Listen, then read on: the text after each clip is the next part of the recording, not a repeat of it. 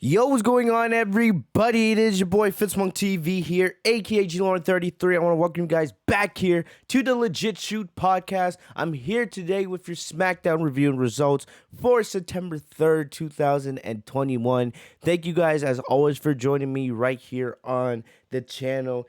It is crazy. It's already September. We are entering the fall. We're entering the final months of 2021. What a wild year it has been, and it's really just wild how fast time truly goes by. So hopefully you guys, take a little bit of time and just be grateful for what you have in life, guys. Like, for real, just be grateful for what you guys have, because time is moving by so fast that you wake up one day and you're just like, damn, like, where did all the time go? My life is flashing before my eyes. So, I just wanted to say that really quickly. But, yeah, we're going to be talking about SmackDown, which actually was, in my opinion, a decent show. It's night and day. You guys have heard me say this before. It's night and day, the direction between Raw and SmackDown. Raw is bad to a point where I don't even feel like doing reviews. And I know my Raw reviews, would get hits because you guys love seeing me rant and bitch and complain. But I've just lately been losing the passion to do Raw reviews because it's just there's nothing of substance happening on the show. There's just nothing important. Nothing. The only few glimmer of hopes you have, you have RK Bro, like they're probably the best thing on Raw these days, and you have Damian Priest, who is actually being built up as a future star of the company. Surprisingly, it's surprising that WWE still knows how to build up a young star correctly. Damian Priest, his booking on Raw has been really, really good, especially since winning the United States champion, pinning Drew McIntyre. It's clear that Priest is going to be set up to be a main event star on Raw going forward, and I'm happy to see that. But everything else on Raw is just pure garbage. Pure garbage. Like, we're getting Charlotte Flair and Nia Jax for the Raw Women's Championship next week. Just me saying that alone should tell you why I don't want to review Raw. It's really that simple. Charlotte Flair and Nia Jax are feuding over the Raw Women's Championship. I have no interest in that whatsoever. I don't give a crap that those two were angry with one another during their match, and they're actually throwing real punches at each other, right? To the point where at the end of the match, Nia and Charlotte's makeup was all messed up because, they were hitting each other so hard. I don't have any care for it because I have no care for either woman. So why would I care to see the match again, even if it's for the Raw Women's Championship? Someone explain that to me. Why the fuck would I care? I don't. It's that simple. There's just nothing on Raw that really, interests me outside of like those two things I mentioned earlier.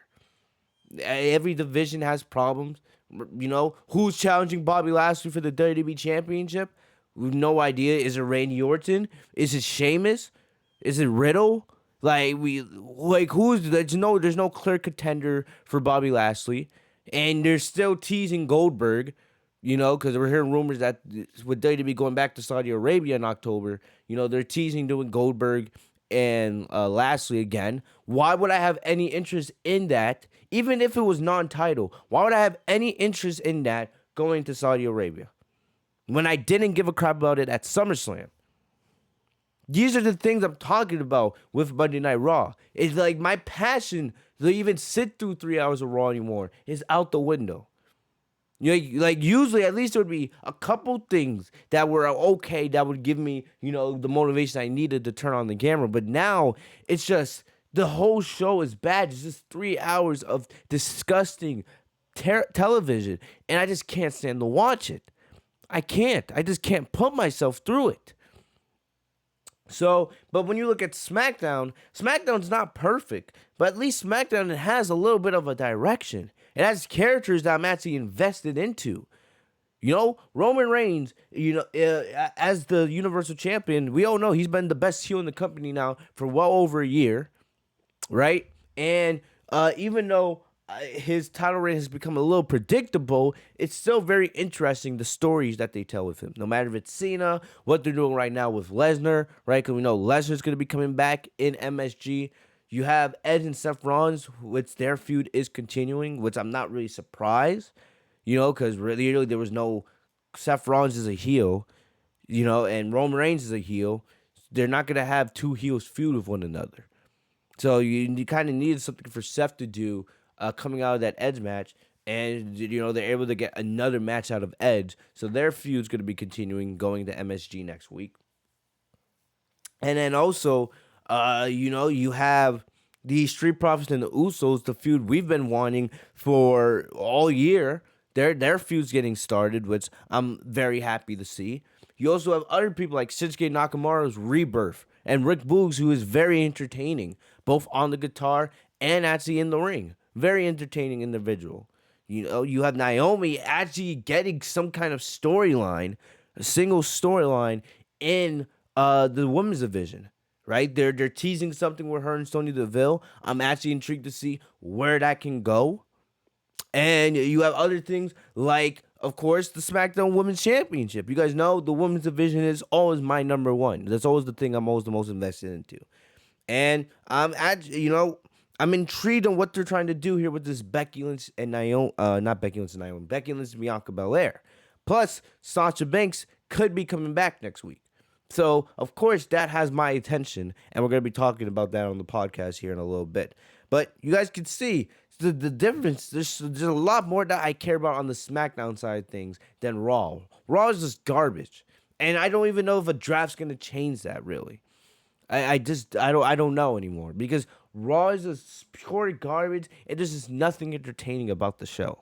There's nothing entertaining about it. At least with SmackDown, there's things that I'm actually invested into. It's not a perfect show every week, but at least I turn on SmackDown and I'm thinking, okay, I'm probably gonna get an okay show, right? And that's just the big thing. Like I when I turn on the camera to do a SmackDown review, I'm just like, at least there's some stuff here that I actually want to talk about. On Raw, there's nothing I want to talk about. There's really nothing. It's just sadness, depression, and rants. That's really what Raw has become to me. But that I kind of wanted to open the show tonight, the podcast, just letting that off my chest, especially some of you guys who've been asking what's been going on with the Raw reviews. Okay, but yes, this is your SmackDown review, of course, and also depending when you guys are seeing this, I am planning on doing a review for AEW All Out. This would be our first official AEW pay-per-view review. Right, I've done a couple AEW reviews in the past, but I've never done a pay-per-view. And you guys know I am trying to incorporate more AEW here on the channel. Right, my schedule is kind of crazy these days, but when I can, I do want to put AEW into the equation. So we will be having an AEW All Out review tomorrow night right here on the channel, depending when you guys are watching this. Of course, the return of CM Punk to the ring, right? And the All Out card is pretty loaded right now. So there's going to be a lot for us to talk about. So definitely be on the lookout for that. I don't know yet if the AEW review will be pre-recorded or if it'll be if I'll live stream, right? But I do plan to have it out on Sunday night regardless after the show.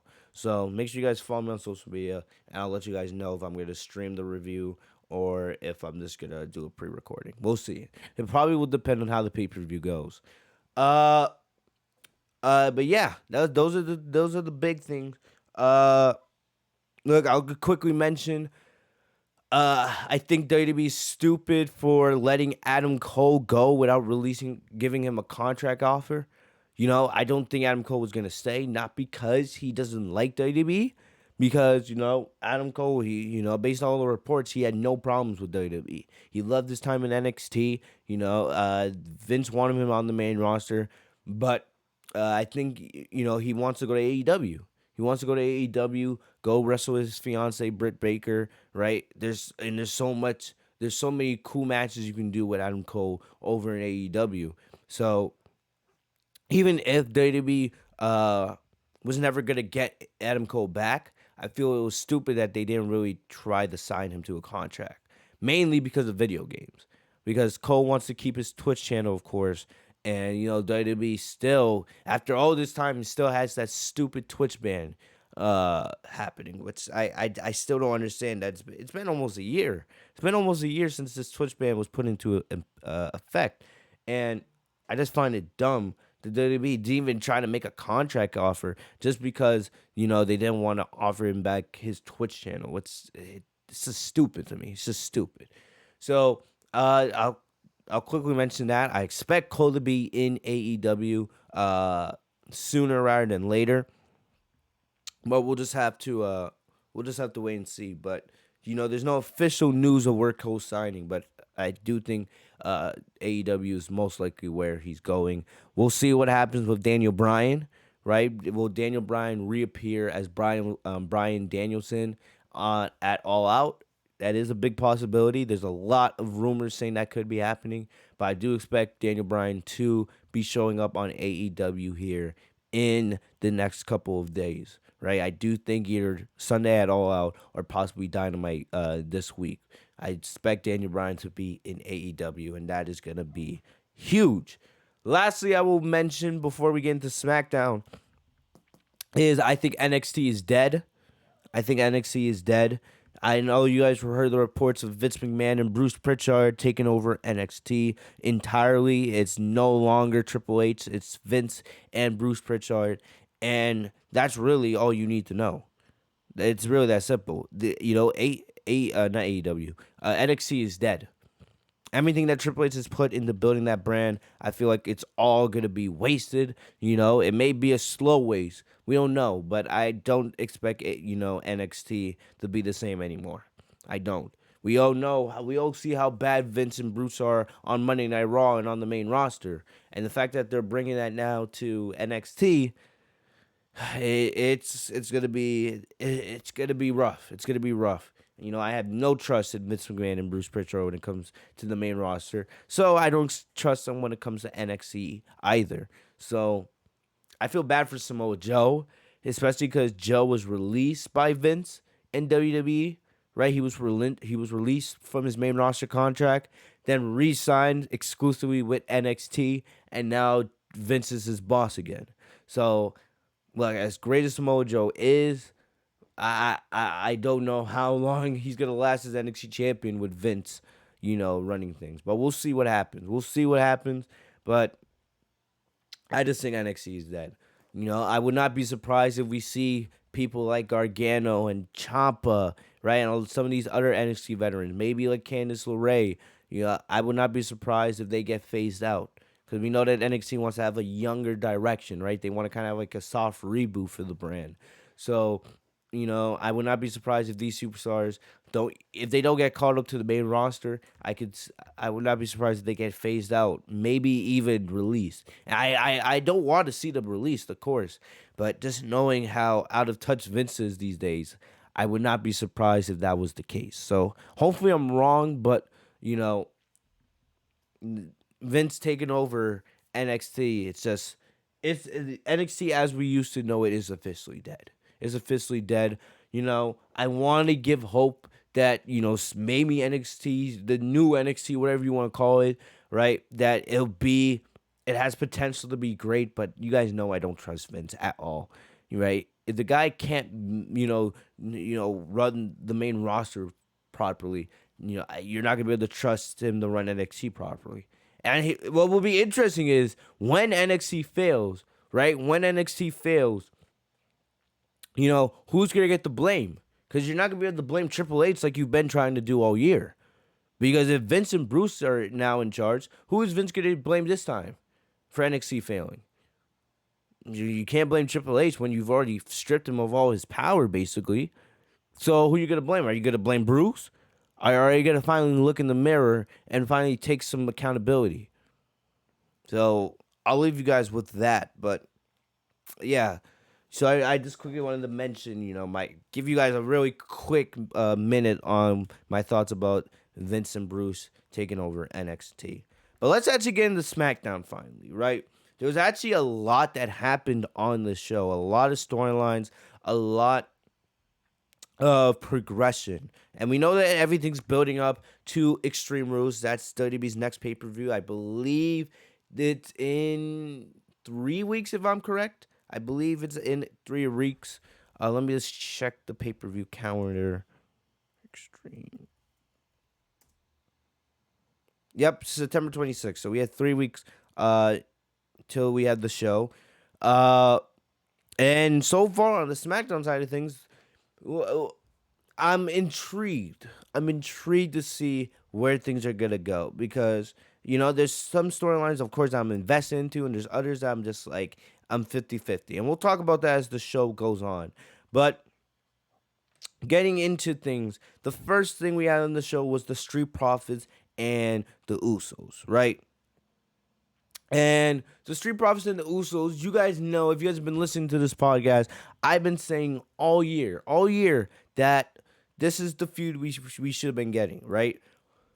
At first, you guys know I wanted this match at WrestleMania. We couldn't get it because Jimmy Uso was still injured. And then at SummerSlam, we didn't get the match because the Street Profits weren't on that show, and the Usos were feuding with the Mysterios. So now we're getting this match, or this feud finally, and you guys know I think this could be the big tag team feud on SmackDown for most of the fall. I'm talking about September, October, maybe even into November. I really think the potential of this feud could be similar to what we used to get with the New Day and the Usos back in 2017 on SmackDown. These are arguably the two best tag teams in the company right now, and it's great that we're finally getting this feud, right? But my problem is, why do we keep getting these matches on free TV? I remember the first match between the Street Profits and the Usos. That was in the Thunderdome, and that was even before the Usos had regained the SmackDown Tag Team Championships. And it was a great match. And I kind of let it off the hook because I was like, okay, this is potentially right. This is like the prelude to a Street Profits and Usos feud, because clearly these two were gonna face for the SmackDown Tag Team Championships at some point. We knew it right then and there. This was too big of a money feud for WWE just to let go by the wayside. And so I kind of let it just go to the side, like, okay, right, the potential is there for greatness with this feud, and eventually at some point this year we're gonna get it, right? And now here we are in the fall and we're getting it. But why did we get this match on free TV? And I'll be honest with you guys, this is probably, I would say, probably the weakest match you'll ever see between these two teams. This wasn't even that good a match. It wasn't even that good a match, right? I just don't know if it was because they were holding back. Like, I don't know if it was because of the commercial break. I don't know if somebody legitimately told these teams, like, hold back, we have plans for a bigger match here. I don't know what was the case. But this match kind of just fell flat. And we know that these two teams could give us the best tag team match of the year if given the right setting and the right amount of time. I just don't know what went wrong here. Like, this match just wasn't that great. It was okay. This wasn't anything special, And clearly, the show started off with the Usos. They cut a quick promo talking about how they are the ones, right?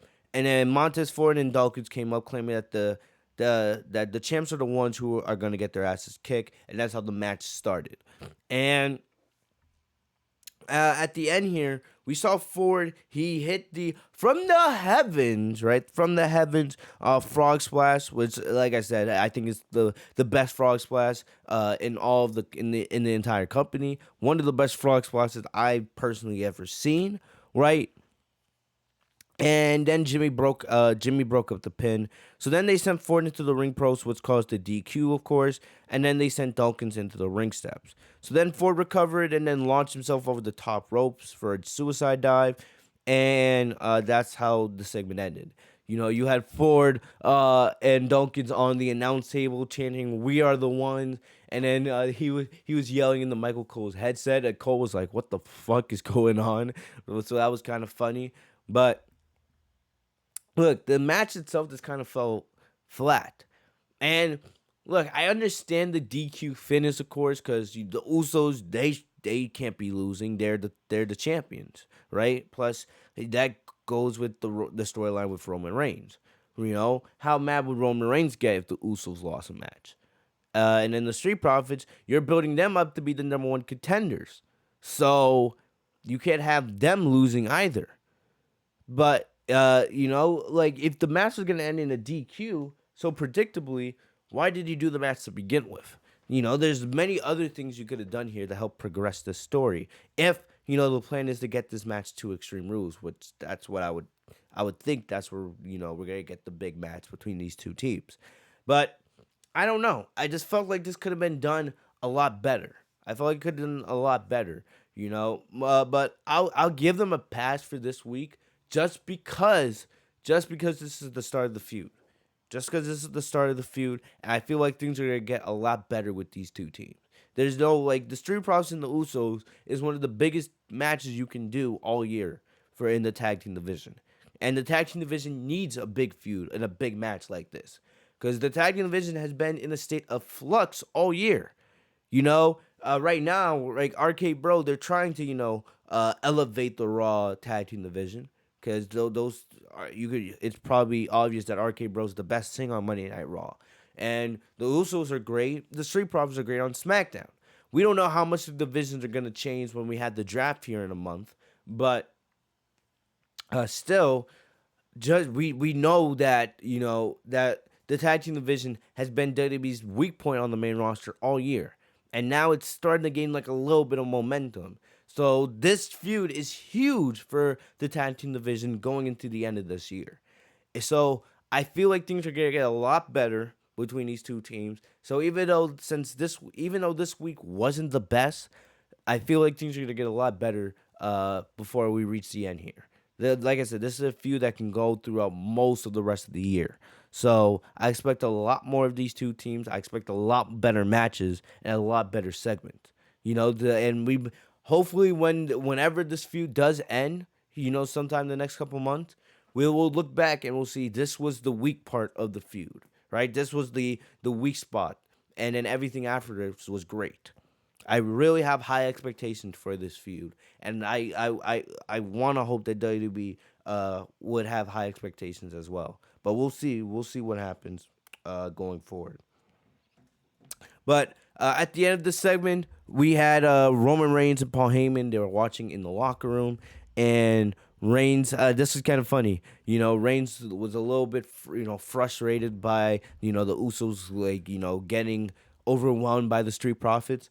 So Roman was like, "Wise man, fetch me my cousins." And of course, Heyman's like, "Yes, my tribal chief." So I love Roman's demeanor here. I love that line, like, "Wise man, fetch me my cousins."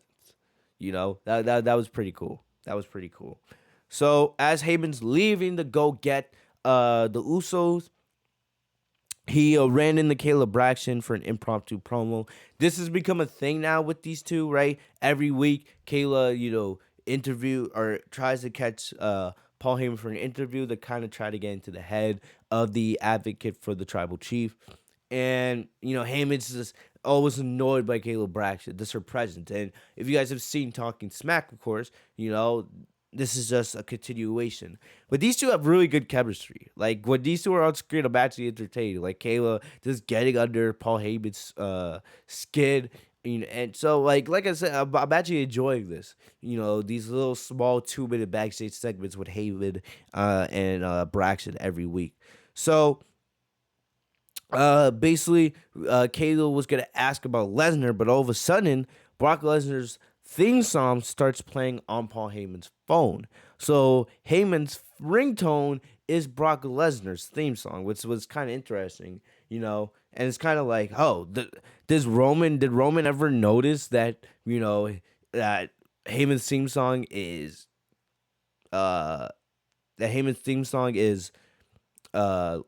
theme and not his theme? I don't know. That was the first thing I was thinking, but basically, so he answered the phone, and it was implied that this was Brock Lesnar on the other line. Of course we couldn't hear, but it was implied that Lesnar was on the other line, and this was based per storyline. This was the first time Heyman and Lesnar had spoken in over a year. Because Heyman, so they're telling you here that Heyman has had no contact with Lesnar over the last year and a half. The last time we heard from Brock Lesnar, right, we saw him on WWE TV before SummerSlam, was at WrestleMania inside the Performance Center. Inside the Performance Center when he lost the WWE Championship to Drew McIntyre. So, it kind of makes sense from a storyline perspective, right? Heyman and Lesnar, they haven't had contact with one another. So, uh, they haven't had contact with one another. So Heyman moved on to Roman, right? Because he just thought, all right, Lesnar's probably just not going to come back. And now Lesnar is back, and now everything's up in the air. Hey, Heyman's having to deal with his old advocate. Now now it's causing problems with, who he's with now with Roman. And it's making the story very interesting. Like I said, I'm not that, invested in a match with Lesnar and Roman. We've seen Lesnar and Roman enough in the ring that we know what we're gonna get. Just because Roman's now a heel and he's on another level, in the ring wise, I don't expect much different when it comes to in the ring with Lesnar and Roman. We've seen this match so many times over the years that I don't think we're gonna get anything too different here. With another Lesnar Roman match, no matter if that's at Extreme Rules or if that's at the Saudi Arabia show, whenever they do the match, I'm not expecting anything different. I'm more interested in the story here, especially with Paul Heyman in the middle, right? Because Heyman's in the middle here with Lesnar and Roman. What side is he gonna choose? What's gonna happen?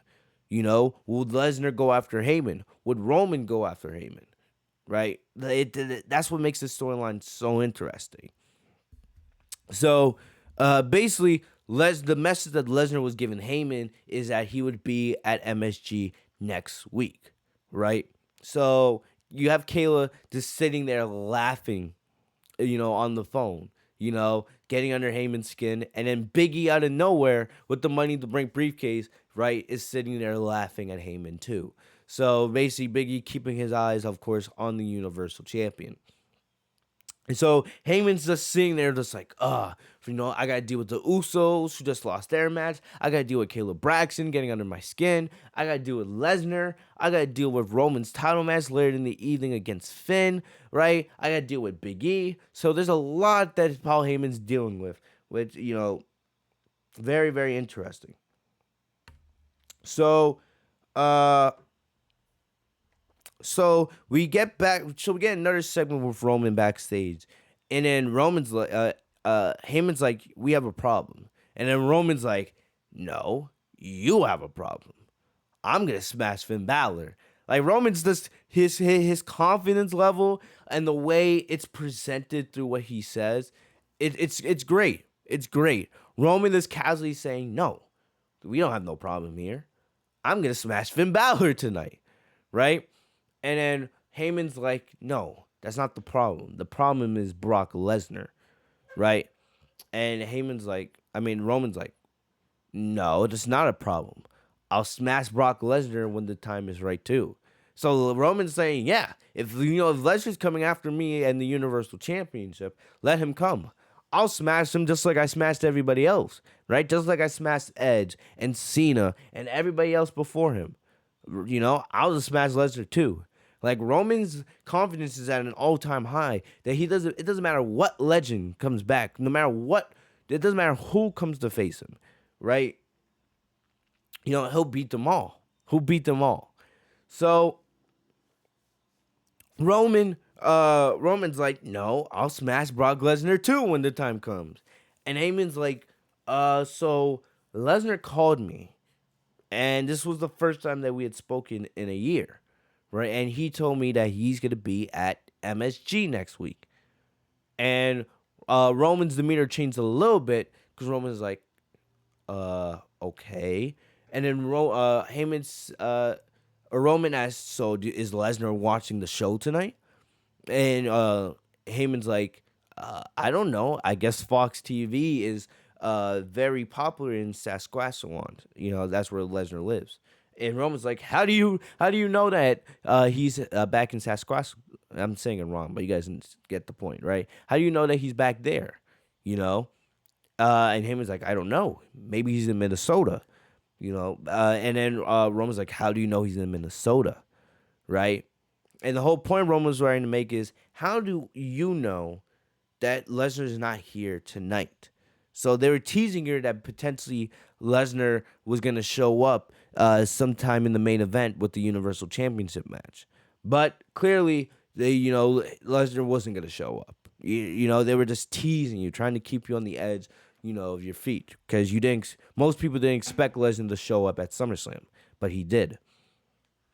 So they were just trying to keep you, just thinking, oh, maybe he will show up tonight. You never know. So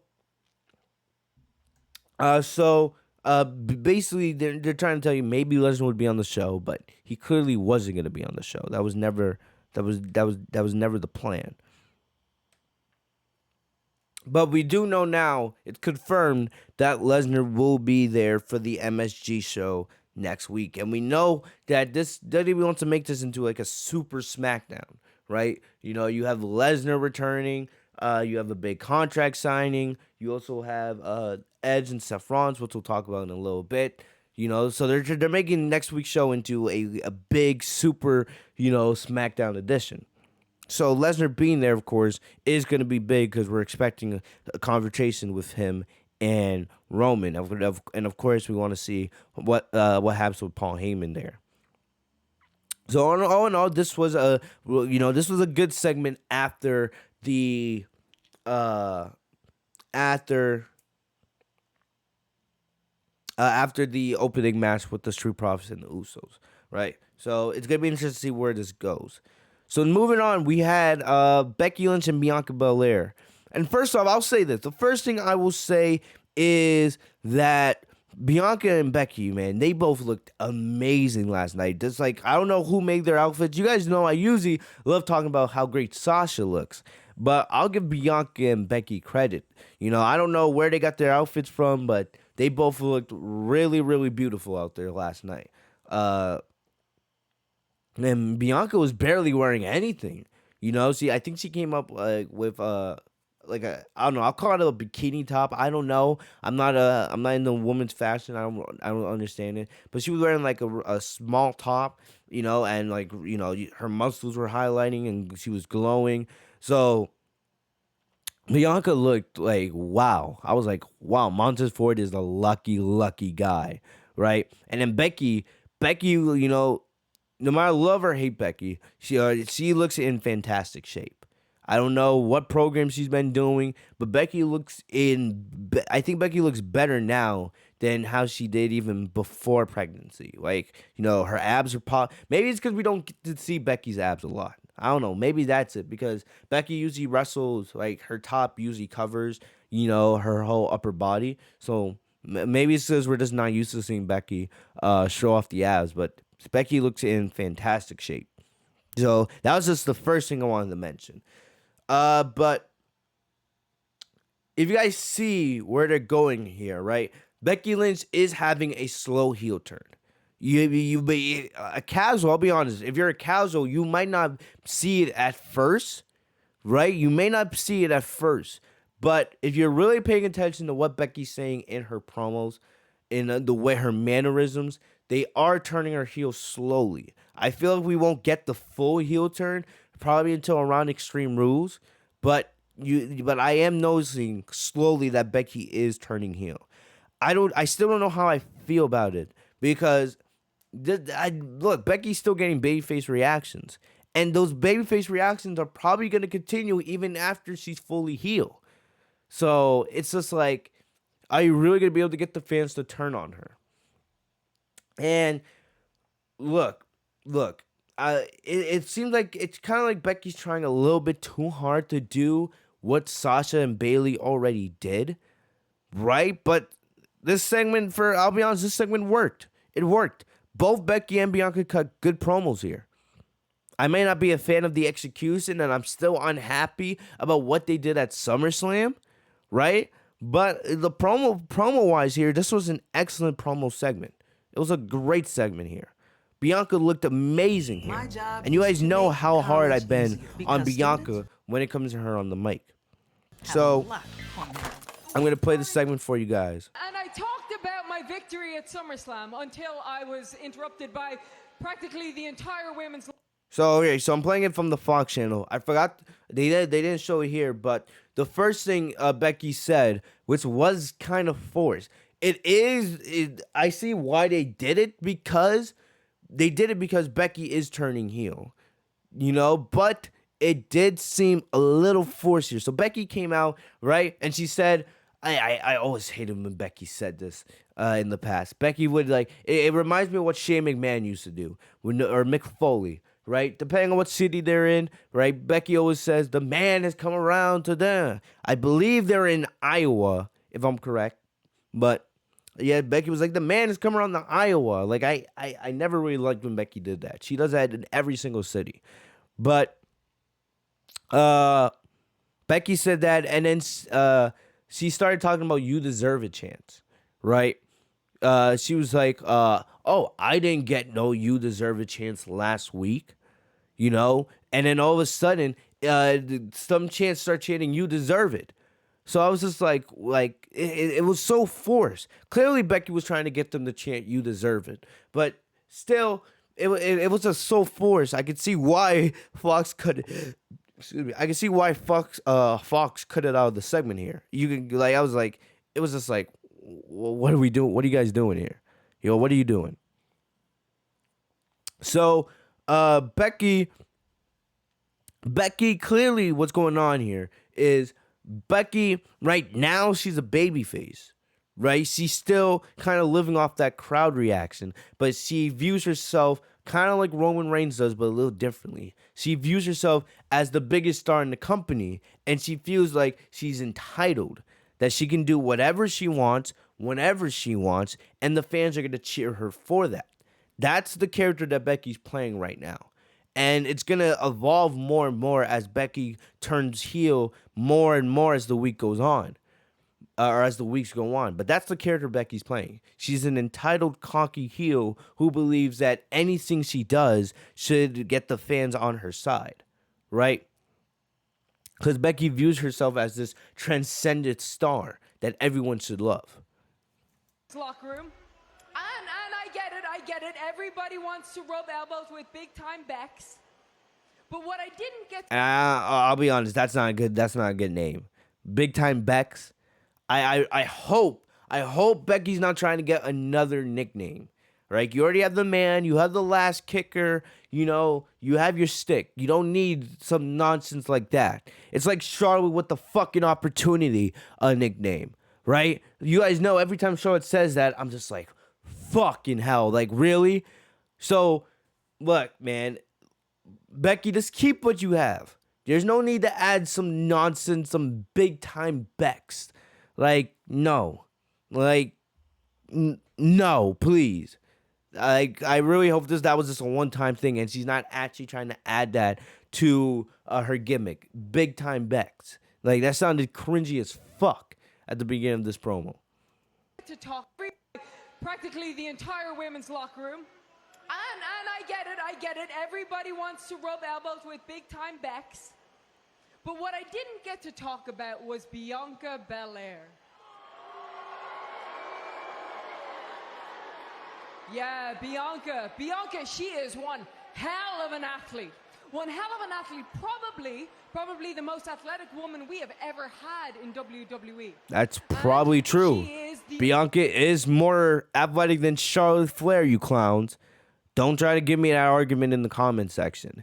Bianca is way more athletic than Charlotte Flair is. Only woman other than myself, of course, to win the main event of WrestleMania. So you can imagine how excited I was to go toe-to-toe with Bianca Belair at SummerSlam. But now, somehow in all of this, I'm being portrayed as the bad guy.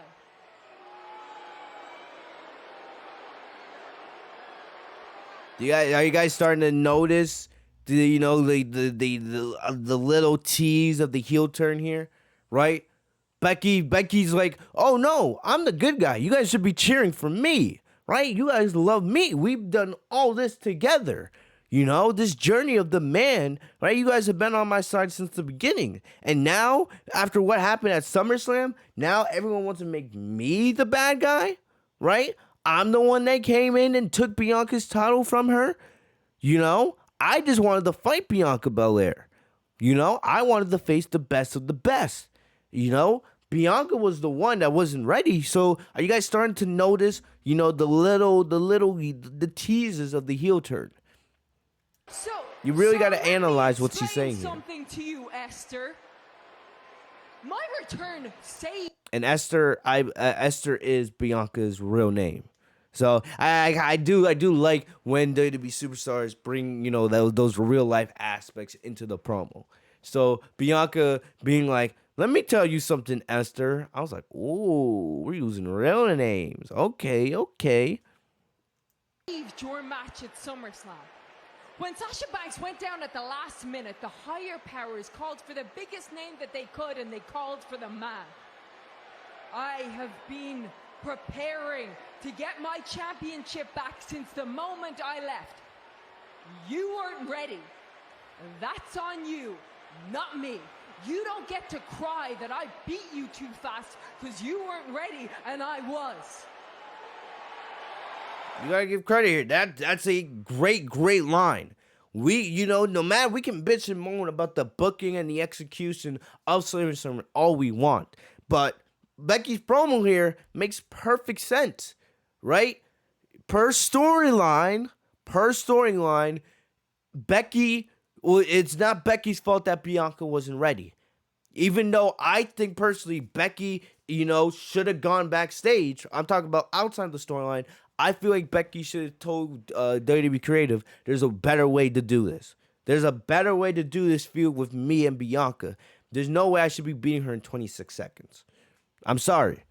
The WWE could have gone about that so much better and got us to where we are now.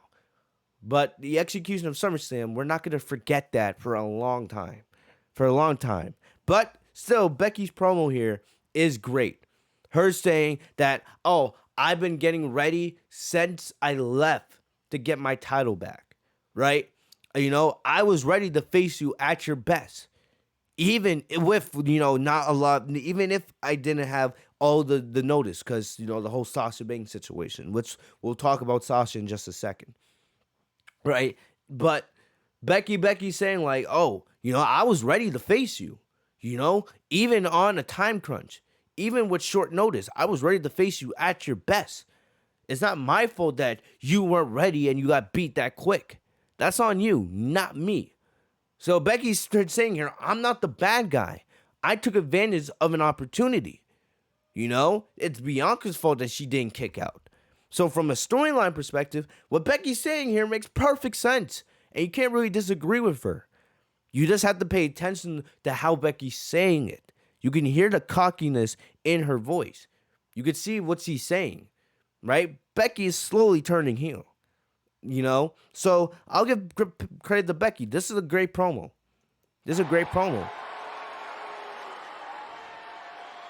So just because I haven't played this game in a while doesn't mean I've forgotten how to win.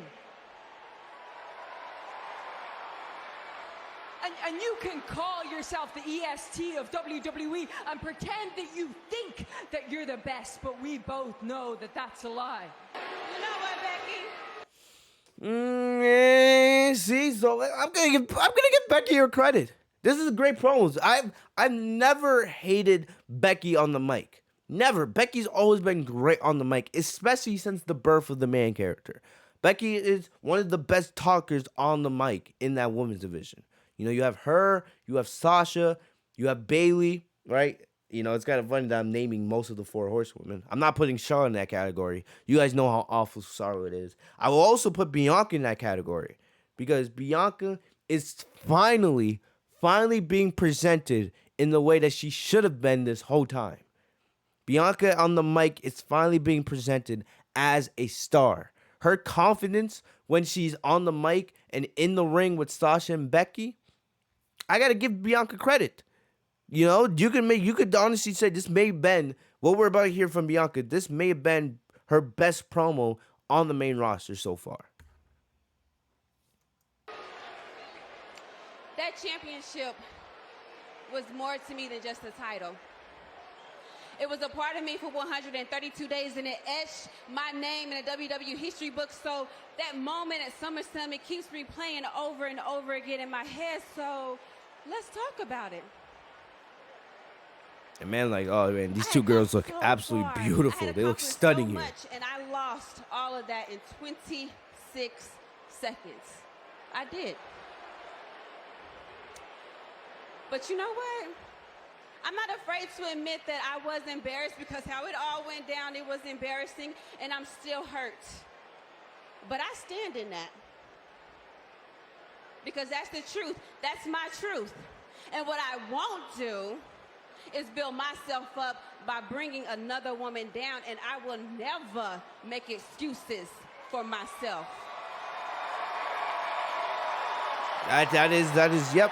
That is what Bianca was in NXT, even as a heel. She doesn't make excuses like that. Never make it, because that's the truth. That's my truth. And what I won't do, I'm still hurt. But I stand in that, because that's the truth. That's my truth.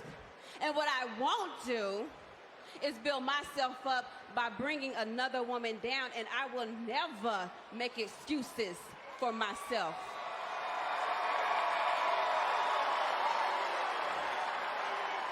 I mean, you standing here speaking of my name like you know me, but girl, you don't know me. Because Becky just a second ago was calling Bianca by her real name, Esther. You know, saying all this stuff about Bianca, talking about how Bianca shouldn't be making excuses for not being,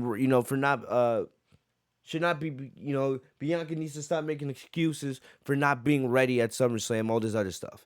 And Bianca's like, when did I ever say that? When did I ever come to make excuses? I know what happened at SummerSlam. I lost in 26 seconds, and that's on me. And it hurts. But I'm not going to sit here and act like it didn't happen. Right? So, you got to give Bianca credit here. This is a great rebuttal. This is a fantastic rebuttal. So, let me explain it to you so that you can fully understand why they call me the EST of WWE. See, last week I showed that I was the strong S when I beat 3 other women, and while you were away, I showed that I was the fast S, as in the fastest rising superstar, and I will bounce back because I am the tough S. And when I take back that title and become the Smackdown Men's Championship, I will be known as the Great S, and that's just straight facts. And that's just straight facts. Like, that is great. It ties everything about Bianca's character, right? Wraps it all up, and she places it perfectly to let Becky know, this is my motivation. I'm coming back to reclaim what I lost, right? What I lost. Becky says, I came back to claim what I never lost. Bianca saying, no, I'm gonna claim what I lost. I lost at SummerSlam, and that's on me. But me losing is just going to make me stronger, because it's going to give me more motivation, and it's going to make me want to bounce back that much more. What Bianca's saying here, this is honestly probably Bianca's best promo since being on the main roster. This is fantastic. This is the way Bianca should have always been presented by the start. Bianca should have always been presented like this from the start, man. From the start. This is great stuff from Bianca. Great stuff.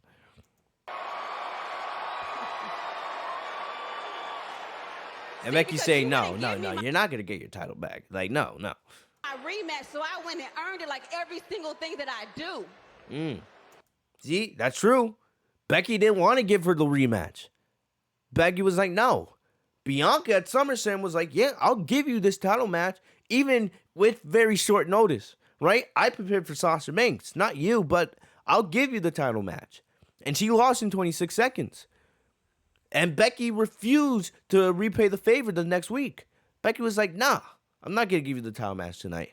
And then Bianca went and earned the #1 contender championship. Even though, in my opinion, it was kind of stupid how we had that dumbass fatal 4-way last week. Because, in my opinion, Becky, in my opinion, Bianca should have already been the clear-cut number one contender. Clear-cut easily. You know, there really shouldn't have been any debate. There shouldn't have been no debate. Bianca should have been the number one contender. You know? But, so I found that kind of dumb. But still, at least Bianca's making good use of it. Bianca's saying, look, you didn't want to give me my rematch, so I went and earned my rematch. And we're going to fight.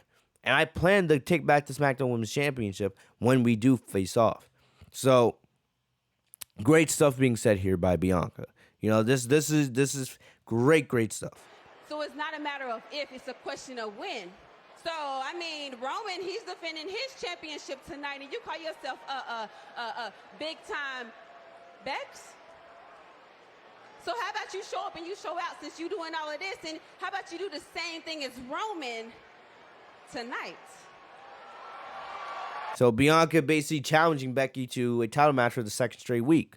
You know, like you're doing all this talking, right? You know, you're doing the same thing you did last week. You're out here running your mouth, you know, but like, why don't you back it up? And I will say this, one thing that, if you guys remember, one thing that annoyed me about Becky's title reign when she was back as the Raw Women's Champion for a year, how many matches did Becky actually have on Monday Night Raw during that time period? Like, and I'm being serious. Think about it, guys. How many matches actually did Becky have on Raw during that time period? She only really wrestled at pay-per-views. And the thing is, there were some pay-per-views that she didn't even wrestle at. There were some pay-per-views that she didn't even defend the title at. Remember, she didn't defend the title at Survivor Series when it was her and Bayley and Shayna Baszler. She didn't defend the title at TLC because she was in a women's tag team title match with Charlotte against the Kubaki Warriors. Right? Like, so, and what got me annoyed is during that time, Becky would just cut promo after promo every week. And yes, Becky was great on the mic, but I was like, it's not just, you're not just here to cut promos. You're here to fight every once in a while. And I don't want WWE to do that again. Because we have a contract signing next week with Becky and Bianca. And that's going to be the third straight week of Becky not being in the ring. And I will tell you guys, I'm not going to sit here. I can understand sometimes, you know, if every once in a while you're not wrestling for a little bit, that's fine. Roman does it all the time. But, you know, Becky, I'm not going to sit here and just let her go week and week and week of her not wrestling. And then they just use her. She just wrestles once a month at a pay-per-view and that's it. Like, no. Just because you're a champion doesn't mean you never wrestle in the ring. Like Bianca said it, Roman's defending his title on free TV tonight. Like, why aren't you wrestling every once in a while? Even if it's in like a 5 to 10 minute match with, like, I don't know, Zelina Vega or Carmella or whatever, right? Your job is to wrestle, which is something we don't really get from you. We didn't get that from you during your Raw Women's Championship reign. So let's hope you don't repeat that during your SmackDown Women's Championship reign. Because that was one of the things that really pissed me off during Becky's 1 year as Raw Women's Champion. And I'm hoping that we're not heading towards that direction again. I really hope we're not heading towards that. Because I don't think any of us want to see that.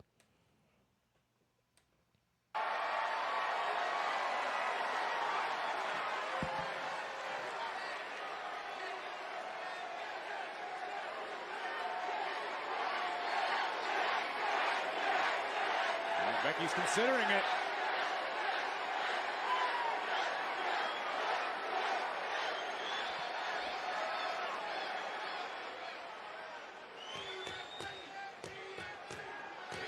Becky taking forever to respond once again.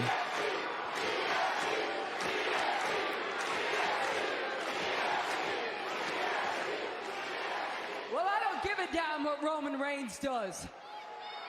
No. Follow us on all social media. So I'll give Becky credit. That's another great line. I don't give a damn what Roman does. I'm not Roman. I'm me. I'm Becky Lynch, right? So I'll give you know, Becky your credit. That's a great line. And then she refuses the challenge, right? And backstage, Sonya Deville and Adam Pearce confronted Becky, and they're just like, okay, you're not going to defend your title tonight, but you will defend your title at Extreme Rules, our next pay-per-view. And to make sure that happens, we're going to have a contract signing next week on SmackDown at MSG, and both of you will sign that contract. And you could see Becky was annoyed. Becky was like, fuck, okay. So you're seeing the heel mannerisms right there. Becky not wanting to defend her title, saying she'll do stuff when she wants to do, right? Becky views herself as a star. She looks at herself as one of the biggest stars in the company who can do whatever she wants. So Becky's sitting here saying, I'll defend the title when I want to defend the title. No one's going to tell me when to defend my title, right? And Becky, who's supposed to be a man of the people as a babyface, right? Her saying no in front of these fans for a second straight week, you can see that, the fans aren't with that. So clearly, Becky is trying to force a heel turn. That's what they're doing here. Clearly, this is going to lead to Becky fully turning heel. And if it is Becky and Bianca at Extreme Rules, right, that's probably when we're going to get the full heel turn. Becky's going to do whatever it takes to retain her title. She's going to do whatever it takes. No matter if that's by cheating, no matter if it's that getting herself disqualified. But clearly, I think Extreme Rules is when Becky's going to fully turn heel, right? Now I'll bring up Sasha Banks, all right? Sasha was at SmackDown this week. She was backstage at SmackDown, so it's good to see that she's back. There was a couple photos of her with a couple fans, and it was great to see her smiling. She looked happy. We still have no idea why Sasha was out. We have no idea why Sasha missed SmackDown. We don't know if it was because of COVID. We don't know if it was some travel issue or some family emergency. We have no idea. And honestly, I don't know if we're ever going to get a reason for why Sasha Banks missed SmackDown or missed SummerSlam. But I'm more just happy that she is back and that she is, looking better, right? And, she is back on social media again. So it's good to see that, she's doing okay. She's doing okay, right? So the big thing here is next week with the contract signing, will Sasha interrupt the contract signing? It would make a lot of sense, because Sasha is unhappy, of course, because she didn't get her championship rematch at SummerSlam. She was unable to compete for whatever reason. Becky came in and took her opportunity, and now she's the SmackDown Women's Championship. It makes the most sense. If there's anybody that would have anything to say about Becky Lynch and Bianca Belair for the SmackDown Women's Championship happening at Extreme Rules, it's Sasha. She has the biggest claim. And Sasha could easily come into this and say, no, I went into this match too. I had my opportunity taken away from me. So I want in, and I'm not taking no for an answer.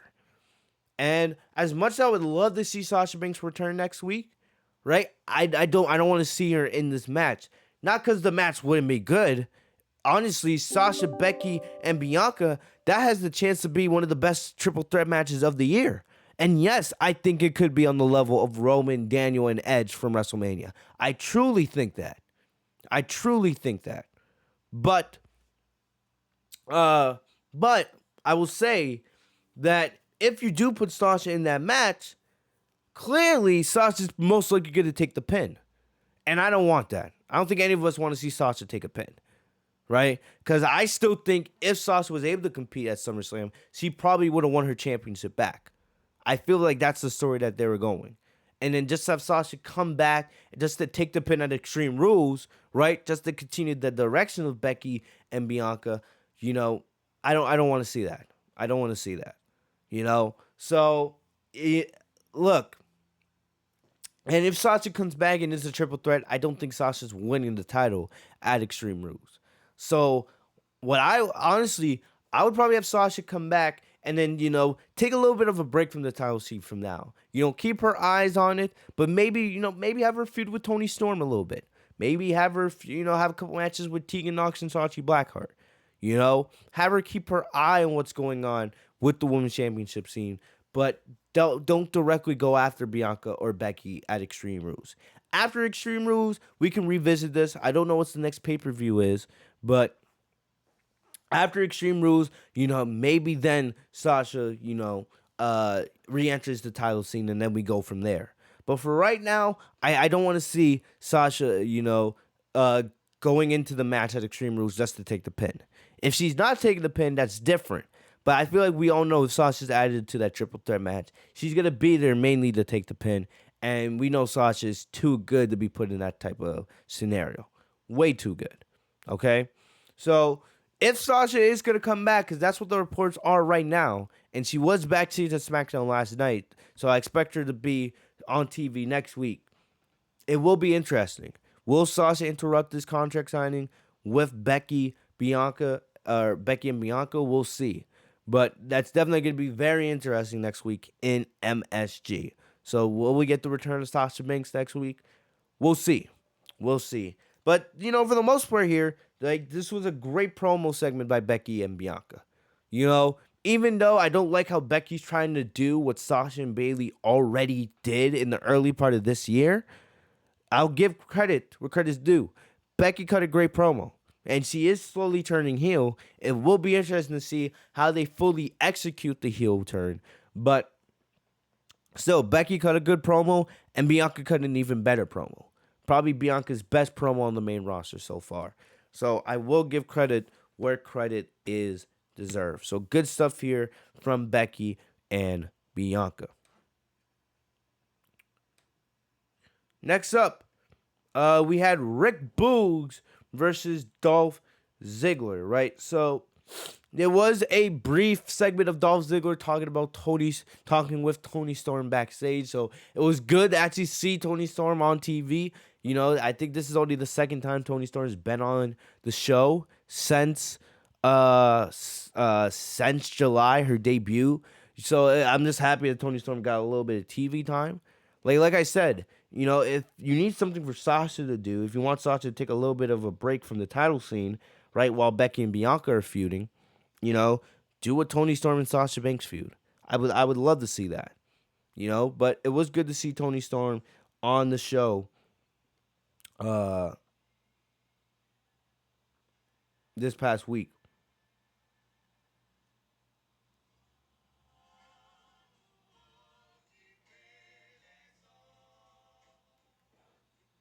Anyway, but yeah, it was good to see Toni Storm for a little bit. See that she's actually on someone's mind. And then we had Rick Boogs versus Dolph Ziggler. So Rick Boogs is getting a little bit of a singles push. And we've talked about how good he's been with Shinsuke Nakamura and how it's been like a rebirth of Nakamura's career. So we get Rick Boogs versus Ziggler in what was an okay match. Nothing too crazy here. And Nakamura was at ringside. Boogs got the win with the pump handle slam, but it's being labeled as the Boogs Cruise by Corey Graves on commentary. And Boogs gets the win. So, Boogs is building some momentum up. I will say this. We do need to start building up a challenger for Shinsuke Nakamura. He hasn't really faced anybody for the IC title yet. He's been champion now for close to a month, right? Because he won the title right before SummerSlam. I think it was the night before SummerSlam he won the title. So we do need to start building up somebody to face Nakamura. That would be good to see. I like how Rick Boogs is getting a little bit of a push here too with Nakamura. But still, I would like for them to build up a challenger for Nakamura. Boogs getting some focus is good, but remember, Nakamura is the champion here. So, and you have way too much talent there in that mid card not to have someone challenging Nakamura for the IC title. Okay, so I would just say that yes, I understand you want to push Rick Boogs a little bit, but don't forget that Nakamura is your IC champion. So let's get some heels built up to actually feud with the guy. Okay, but that was that. Next up, we had Cesaro versus Seth Rollins. These two, we all know how good these two are, right? Cesaro and Seth Rollins, they had one of the best matches of the year at WrestleMania. You know, but what they you guys know this. I don't like how WWE likes to revisit rivalries on free TV. Like I hate when WWE does that. I hate when they do that. They do this all the time. You know, you have Cesaro and Seth facing off here, you know, for like, I don't know, maybe the fifth time this year, because they've had matches at pay-per-views and they've had matches on SmackDown. And we know Cesaro and Seth have great chemistry. We know how great the chemistry is. This was a great match. Like no one knew, you know, no one knew, or not no one knew, everyone knew that this match was gonna be good. It's not like we expected it not to be good, you know. But you know, this was more about Edge than anything else. So you got Cesaro versus Seth, and then Seth claimed to have learned from his loss to Edge at Seth Rollins, and sorry, I messed that up. Seth claimed to have learned from his loss to Edge at SummerSlam and wasted, you know, little time proving that, because he delivered the execution to Cesaro as we went to the commercial break. Then he did the Edge-O-Matic. So you have Seth doing a lot of Edge's moves here, right? Then he went for a stomp, but then he got hit with a power bomb from Cesaro, right? As Cesaro did a comeback.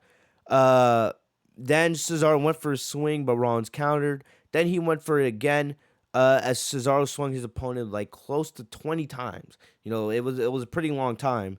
Then he applied the sharpshooter. Rollins fought to the ropes to break the hold. Cesaro then went for the running uppercut, but Rollins blasted him with a steel chair for the DQ, right? And then Rollins was frustrated and furious, so then he broke off a piece of chair, and then he did the crossface, similar to what Edge does all the time, right? Especially when Edge, you know, did this a lot during his feud with Roman Reigns. So he applies the crossface, and Rollins is sitting there saying, "Where you at, Edge? Where you at?" And then he went for the stomp, right? When with Cesaro's head placed on a chair, but then Edge came out of nowhere, and he made the save. You know, of course, Edge got the huge babyface reaction, and then Edge was able to chase Rollins off as he went around the barricade, and that was that. So the feud between Edge and Seth is continuing. I did like how Seth, we know how great Seth and Cesaro are in the ring. They have fantastic chemistry with one another. But I did like how Seth was, you know, throwing insults at Edge, basically by taking his moves, like the execution, like the Edge-O-Matic, right? Then, you know, doing the crossface with the chair, and then going for the concerto, you know. I love it. You know, Ron's saying that, you know, he's obsessed, you know, with Edge after losing to him. You know, kind of how Seth was obsessed with Cesaro after losing to him at WrestleMania. So I like, you know the story they're telling here with Seth. And Edge coming out, it was kind of obvious that, you know, where Seth is saying, "Oh, where you at, Edge?" And Edge coming out and making the save. Edge afterwards did get interviewed by Caleb Braxton, because Caleb was like, "I thought you were done with Seth, Edge, right? I thought you were done. You know, I thought you were going back after the Universal Championship." But then Edge saying, you know, "I thought, you know, I want to be done. I thought I was going to be done with him after SummerSlam, but I know, you know, who Seth is, right? Because if I had lost at SummerSlam to Seth, I would have done the same exact thing." And like I said, you know, we know that the part of the story is the similarities between these two. There's a lot of similarities between Edge and Seth. So I love how Edge was like, "Yeah, I probably would have done the same thing." So the reason why I attacked him is because I kind of felt like, you know, even though I won at SummerSlam, I feel like this is not over. You know, it's not over between me and him. So then Edge made a challenge to Seth saying, "Let's do it again. Let's have SummerSlam Part 2 inside MSG next week." So Edge and Seth Rollins Part 2 happening inside MSG. Like I said, clearly they're making this into a super edition of SmackDown. You know, you're getting a big rematch. You know, Edge and Seth put on one of the best matches of the year at WrestleMania, right? A top 3 match in my opinion. And now we're potentially gonna get Part 2 next week in MSG. It will be interesting how much time they get, because honestly, they can make Edge and Seth 30 minutes if they want to. You know, they can take off a good half an hour from the show if they really want to. Probably have 2 commercial breaks or something like that.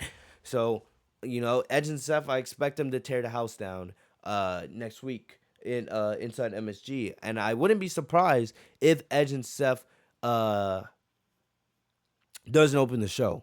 I think I definitely think Edge and Seth could open the show next week at MSG. But it's gonna be a great match.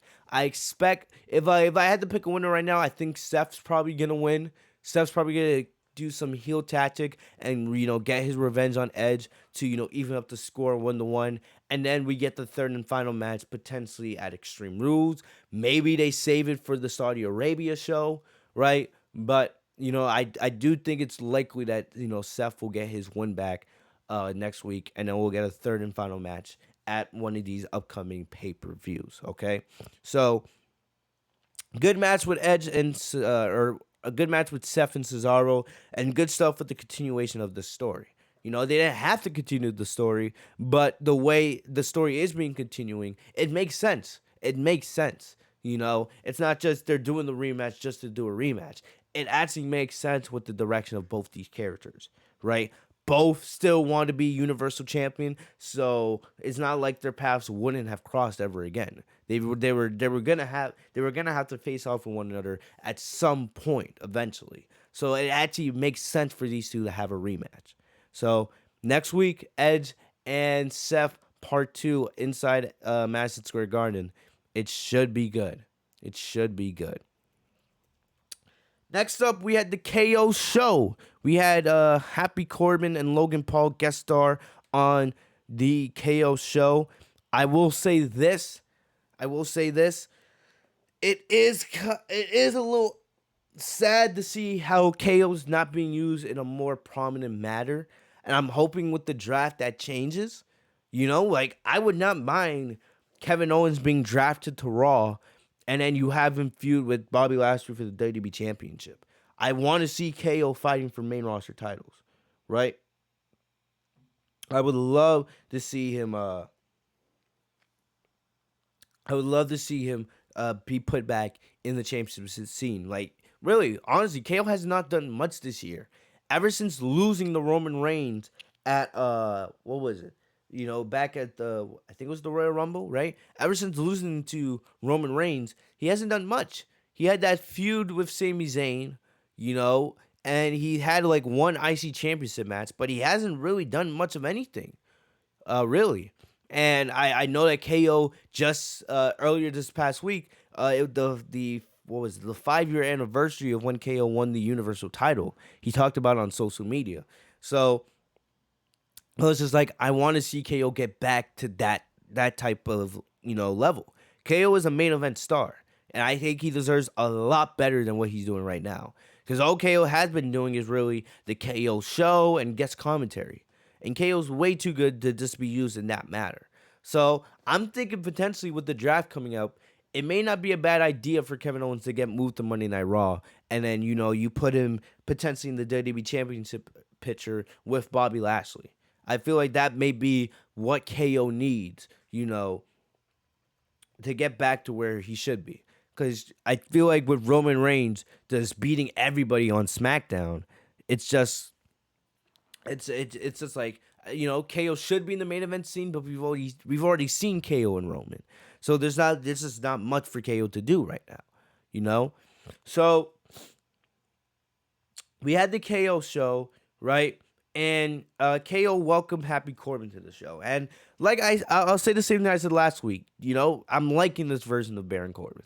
This is probably the most entertaining version of Corbin that we've gotten to date in WWE. With all his other gimmicks. The Lone Wolf gimmick. But back when he was in a authority role on Monday Night Raw, what was it? Constable Corbin, I think, right? King Corbin. This is probably the best Corbin that we've gotten. Plus he looks fly in these suits. Like, I gotta give Corbin credit, man. The guy is dressing like a beast these last couple weeks. So Corbin talked about his riches, and he talked about his watch, and how he thanked Kevin Owens for helping him get to where he is now, because KO gave him $100 and all that other stuff. So KO was like, "Look, man, like no, like shut up, leave me alone." So then Corbin introduced Logan Paul, right? So Logan Paul is back on TV. I don't know the extent of Logan Paul's deal here. I don't. I don't really have much care for it. You guys know I kind of ranted on this on the SummerSlam and the Monday Night Raw review, right? I just don't care for Logan Paul in WWE. I'm not interested in it. I don't care about it. But they keep having him show up each week, right? And this, I would say this, at least Paul, this was probably the best way to present him. Stop trying to force him as a babyface. He is now a heel. He's now a heel in line with Baron Corbin, because now Paul and Corbin, I guess, are friends. They were able to, they were able to, set aside their differences. And it's like Logan's now embracing the booze. He's just like, come on, guys, So he's no longer trying to get cheers. Now he's just like, you guys are gonna boo me, fine. I'll just be a heel. And Owens said he would never subject the fans to Paul on his show. Paul then offered Kevin Owens $100. Owens was like, I don't need your money, right? And then Owens was like, what you need to do is turn around, get out of my ring, leave this arena, and never come back to WWE. And the fans, of course, erupted to that, because the fans do not like Logan Paul, right? And then Paul then shoved Kevin Owens. Then Owens shoved Paul back. And then it looked like right before a brawl was about to take place, Corbin hit KO. Right, he cheap shotted him, and then Logan Paul took the mic and said, "You're not that guy, pal. You're not that guy," and then threw $100 bill on him, and that was it. So Corbin and Paul are now aligned. Look, I like Baron Corbin, and I guess if you're gonna use Logan Paul, this is probably the best manner to do it, because he was never gonna get over as a babyface. There was just no way, There was, he was just it was just never gonna happen. So this might be the only road that fits him. Excuse me. This might be the only road that fits him on this show. But we'll see what happens.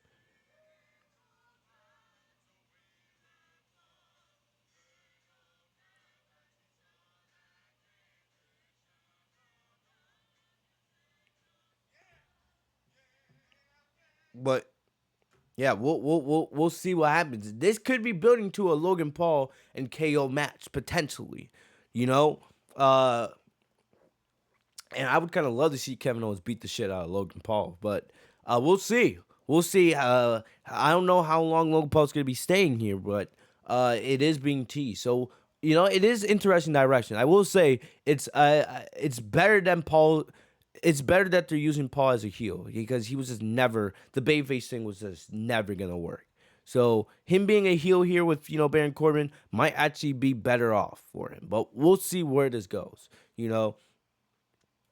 So not a terrible segment here, and potentially this could be leading to a Logan Paul and Kevin Owens match. But we'll see what happens in the coming weeks.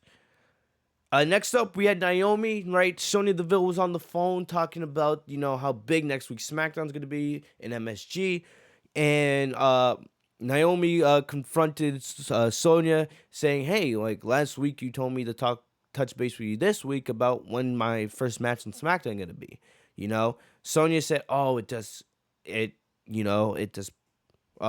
passed my mind. I just forgot about it.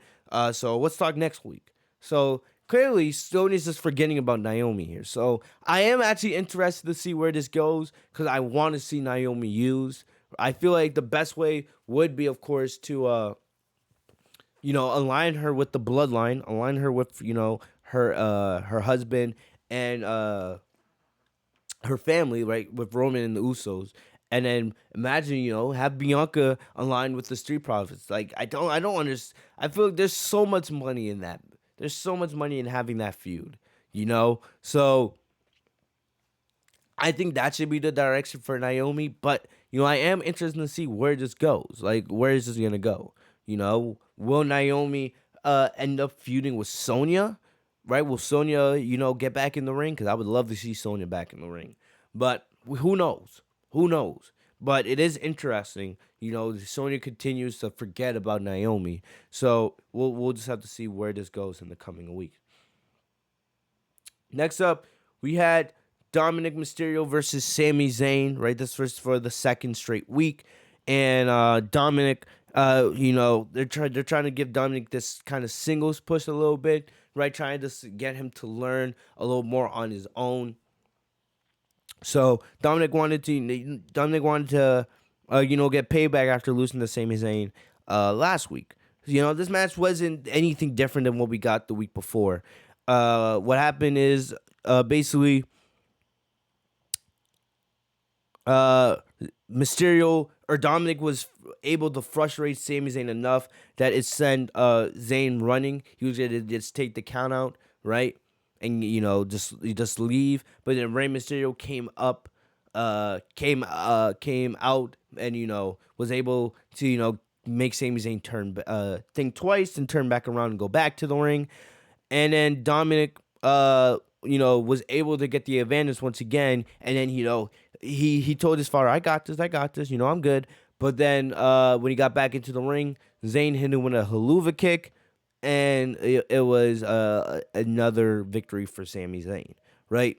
Even though it's not Rey's fault, right? Rey kind of made the save. Even though Dominic would have won the match by disqualification, right? He would have got a count out victory. Still, Rey coming out and pressuring Zayn back in the ring, that didn't really affect the match. It was more this Dominic was a little stubborn here. Dominic was just so busy telling his father, like, I got this, instead of just focusing on finishing off Zayn in the ring.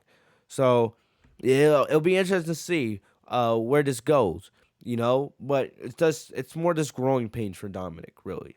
That's where the storyline is going. So, not a bad match, nothing too special. We'll see if we'll have a third match between these two next week. But last but not least, we had Balor. We had Balor versus Roman in the main event for the Universal Championship, right? And it was interesting because you look, this match started with about I would say very little over 20 minutes left in the show. So I was just like, okay, how's this gonna go? And it was clear the Usos attacked Finn before the match. As Finn was making his entrance, the Usos attack him. Right, so it seemed like that's what Roman wanted to talk to the Usos about, right? Let's get the jump on Finn here. So Finn was already at a disadvantage. It wasn't like Finn, there was a lot of confidence in Finn winning this match beforehand. You know what I mean? But Finn getting attacked before the match clearly made it made it known to everybody, like, okay. He's probably he's not gonna win this. You're gonna have a fresh Roman against a beat up Finn. No, that's a recipe for disaster for almost anybody in that company. So Roman asked Finn, do you really want to do this match? And Finn, being the babyface, of course, he's like, yeah, let's do this. So then so Roman attacked Finn. He dominated the match. Balor, though, he rallied, delivering forearms and a Pele kick to stun Reigns. Then he did a double stomp. Then he did the suicide dive, right? He went for the coup de grace, but Reigns rolled out of the way and then hit it with a Superman punch, right? Then he hit, Balor was able to hit Reigns with the shotgun in the corner, and then he hit the coup de grace, but Reigns kicked out. Then Reigns delivered a low blow, right, what the referee didn't see, and then he pounded away at Finn, and then he applied the guillotine and defeated Balor for the referee stoppage. The way the match ended is exactly how I envisioned this match ending. I knew Reigns was most likely going to end it with the guillotine. You know, like it was either going to be a guillotine or like he was going to spear Finn out of midair. It was one or the other. So he went with the guillotine. No surprise there. And you know, like it was really just like it wasn't anything crazy. The match was great, which we all knew. I told you guys the match here with Finn and Roman was gonna be good, but it's just predictable. Reigns is not losing that title to anybody, right? You know, you could tease potentially a Biggie cash in. You can tease that. You can also, tease maybe Lesnar. You can also tease maybe Drew McIntyre, because I think Drew McIntyre is gonna get moved to SmackDown in the draft, and they're gonna do a Drew McIntyre Roman Reigns feud. All right, but this is right now. At this moment, there's just nobody really ready to take that title off for Roman. That's the thing I was talking about.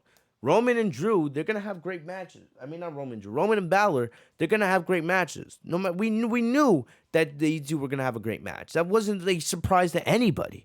It's not a surprise to anybody. It was just the question was, it's just predictable. It's just predictable because Roman's been champion for a year. He's run through everybody. You don't have anybody built up to take that title from him yet. So it was just predictable that Roman was going to win. Even if the Usos didn't attack Finn, Roman was going to win. It makes Finn look like a persevering babyface because he fought and, drove Roman to the limit even after being attacked by the Usos. But, it was clear that Roman was always going to win, right? They did tease the Demon King, right? And we haven't seen the Demon King Finn in a couple years on the main roster.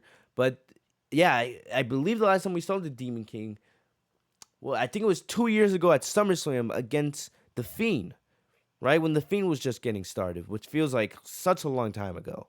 But I think that was the last time we saw the Demon King on the main roster. So they did tease the Demon King after the match because as Roman's theme was playing and as the show's credits were rolling, the lights started turning red, and then you heard the heartbeat, like the dun dun, So we could be getting the Demon King against Finn. So maybe that's what's happening. Maybe the plan is for the Demon King to face Finn.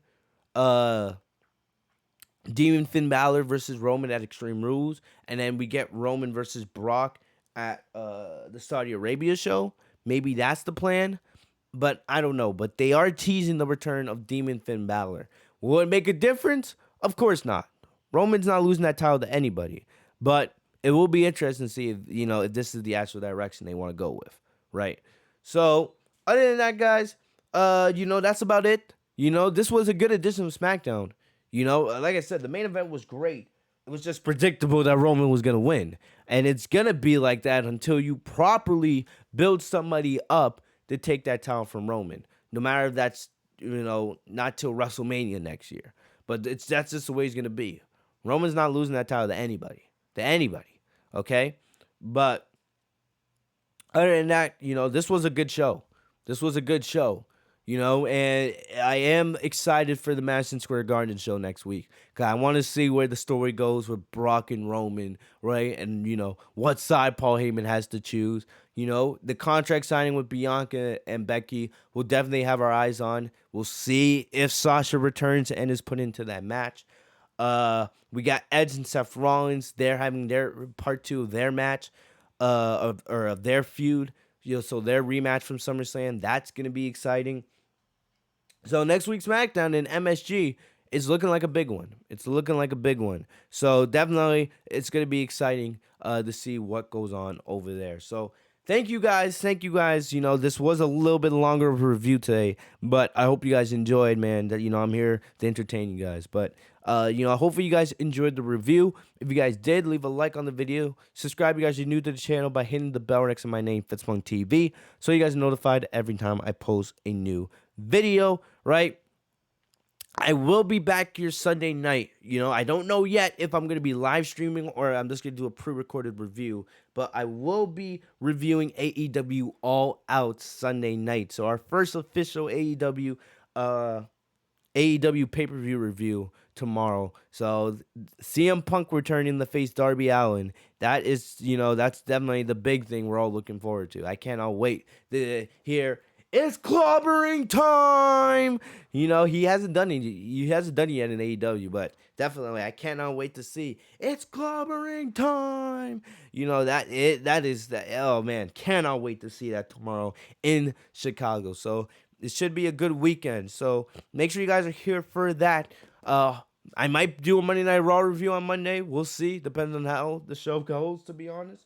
But either way, man, thank you guys for the love and support. You guys are amazing. Make sure to subscribe. You guys are new to the channel. Hit the bell next to my name, Fitzmonk TV, so you guys are notified every time I post a new video. Follow me down on social media. My Twitter is down in the description down below. Thank you guys as always. I'll see you guys later. Peace.